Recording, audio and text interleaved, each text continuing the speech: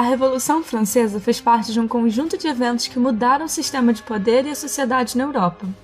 Ela foi tão importante que os historiadores a marcam como início da Idade Contemporânea. Como resultados dela, foram criados o Direito do Povo das Liberdades Individuais, a Declaração dos Direitos do Homem e do Cidadão, além da maior representação dos cidadãos na política. Mas para entendermos melhor o porquê, temos que voltar lá na França do século XVIII. Nessa época, o modelo que eles viviam era uma monarquia absolutista, onde o rei tinha o poder absoluto, absoluto mesmo. Dentro desse sistema de sociedade estamental, existiam 3 estados. O primeiro estado era representado pelos altos membros do clero, ou seja, os bispos e outros clérigos da Igreja Católica. No segundo estado, tínhamos os representantes da nobreza, também conhecidos como aristocracia francesa, que era a galera que tinha função militar ou jurídica. Já no terceiro estado estava o povão, a burguesia, o baixo clero, comerciantes e camponeses, que no total eram 97% da população. A desigualdade social era muito forte. A nobreza e o clero festejavam todos os dias e viviam no luxo, já que eles recebiam muitos tributos pelas terras que haviam. Enquanto isso, o povo vivia na miséria, produzindo o que seria usado pelo primeiro e segundo estado. É muito importante ressaltar que seu estado era determinado pelo seu nascimento, então não importava o quanto você trabalhasse, seria impossível crescer economicamente ou socialmente. Não havia mobilidade social. Ou seja, com outras palavras, um camponês nunca viraria nobre e o nobre nunca viraria camponês. Para piorar a situação, a França estava indo mal.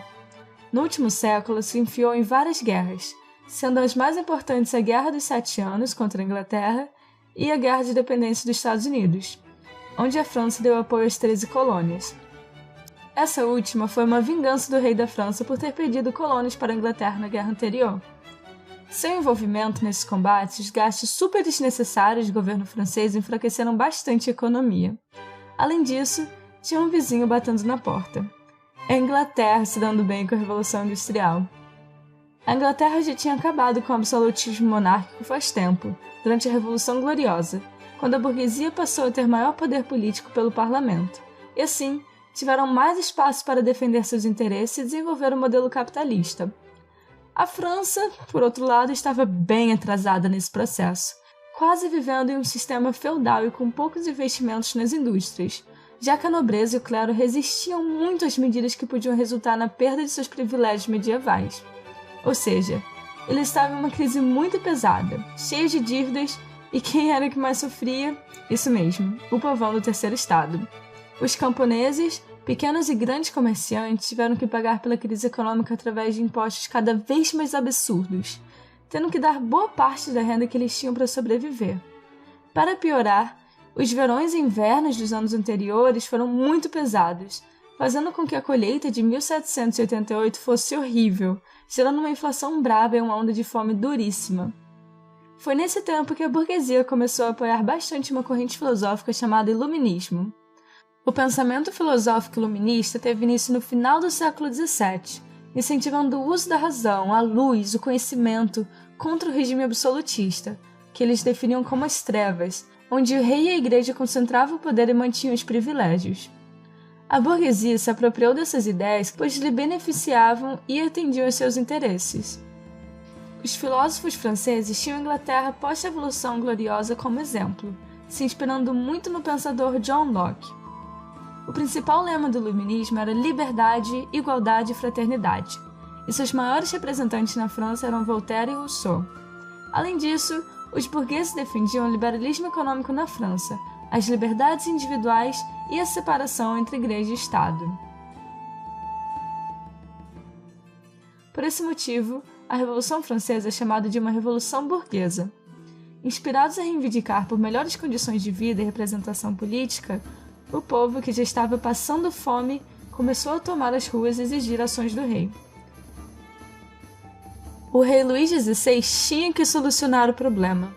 Seus conselheiros indicaram que ele aumentasse os impostos. Entretanto, todos tinham que pagar. O rei percebeu que ele, embora absoluto, não podia decretar o aumento dos impostos sem provocar uma crise maior ainda. Assim, convocou os Estados Gerais para que chegassem a um consenso. Estados Gerais eram um tipo de assembleia para lidar com crises durante a época medieval, e fazia mais de 175 anos que eles não eram convocados na França. Acontece que esse sistema era extremamente injusto. Cada estado tinha direito a um voto para decidir o rumo da França, mas, obviamente, o clero e a nobreza se uniam para derrotar os interesses do terceiro estado. Bem revoltados com esse absurdo, a burguesia, que representava o terceiro estado, propõe um novo modelo onde os votos seriam individuais, ou seja, o que vale seria o interesse da maioria, mas o rei foi direto e falou na cara que não ia rolar. Assim, o povo se uniu para formar uma Assembleia Nacional Constituinte, a fim de pressionar a aristocracia francesa por justiça social e melhor distribuição do dinheiro entre os estados. Nada poderia pará-los. Aparentemente o rei poderia pará-los. Ele fechou o salão de reuniões da Assembleia Nacional, dizendo que precisavam passar por uma reforma urgente. Mas a burguesia não se deixou abalar e decidiu continuar os debates em uma quadra de tênis de salão ao lado de Versalhes, onde eles prometeram não se separarem até que a França tivesse uma constituição. Acumulado com a insatisfação da população vivendo em condições miseráveis, o atraso econômico pela estrutura medieval, os gastos para manter o estilo de vida da aristocracia francesa e as despesas na Guerra dos 7 Anos e na Guerra de Independência Americana, o estopim para a Revolução foi a demissão do ministro das Finanças Jacques Necker, que defendia reformas a favor do povo. Assim, não havia ninguém que poderia parar a Revolução. No dia 14 de julho de 1789, as camadas populares de Paris, incluindo os sans-culottes, enfurecidos, decidem pegar em armas e lutar por seus ideais, tomando a Bastilha, uma antiga prisão que abrigava os presos políticos que iam contra o absolutismo. Na verdade, a primeira intenção deles era conseguir a pólvora que estava guardada lá dentro para liderar a revolução.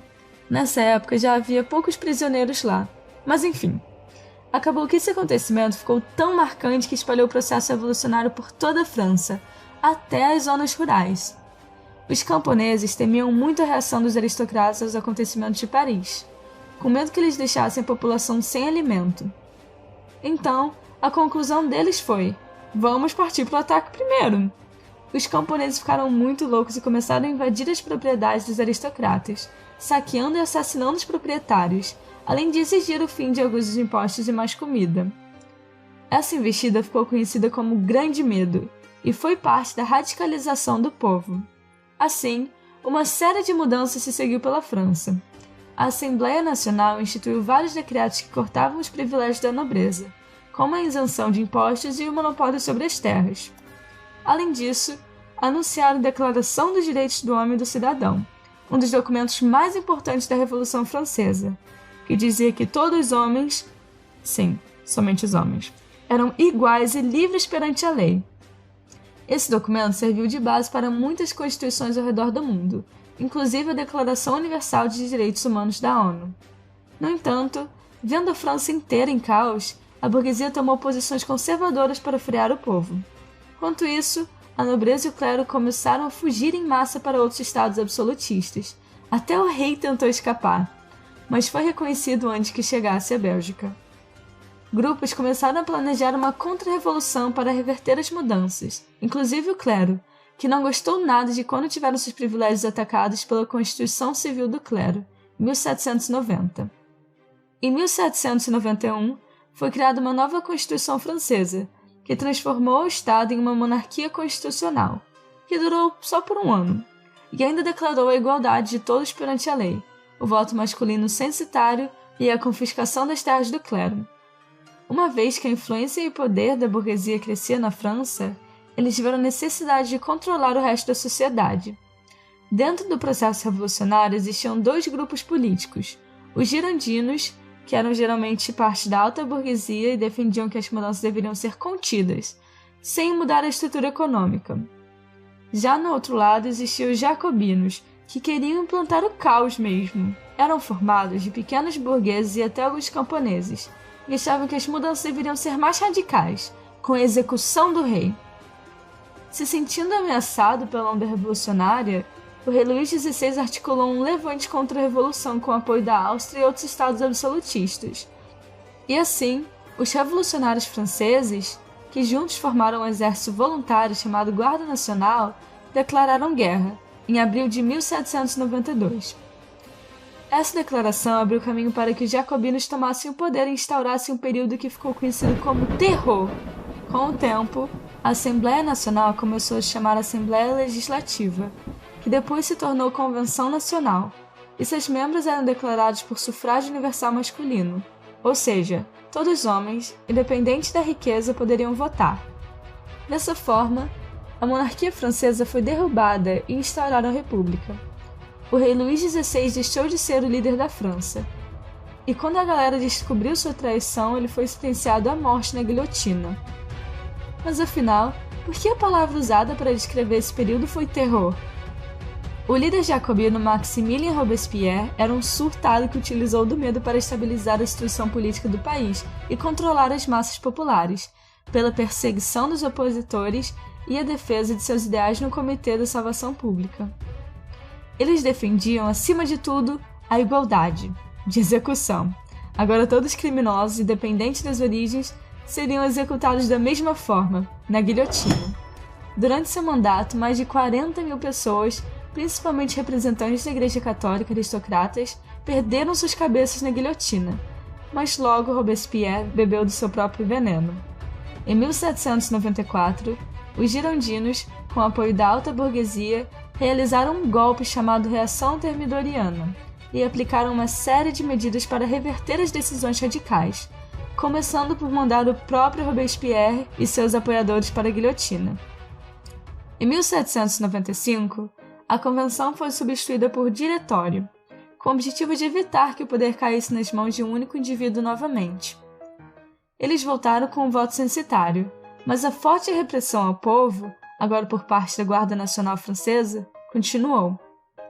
A grande instabilidade política e econômica que a França vivia fez com que a burguesia apoiasse cada vez mais o autoritarismo, e no meio desse cenário nasceu uma figura muito importante: Napoleão Bonaparte. Napoleão já era um general bem famoso por liderar o exército nas grandes guerras do século, e vendo uma chance já planejou um golpe para tomar o poder, conhecido como 18 de Brumário. Assim, em 1799, se dá início à Era Napoleônica.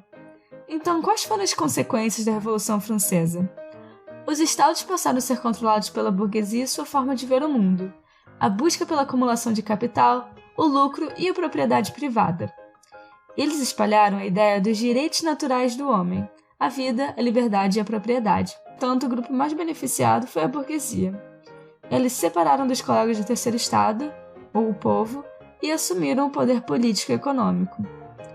Outros resultados da Revolução Francesa foram a transição de feudalismo para capitalismo na França, o início do processo de queda do absolutismo na Europa, a inspiração para movimentos de independência no continente americano, a popularização da república como forma de governo, do liberalismo econômico e da meritocracia, e o fim do privilégio das aristocracias.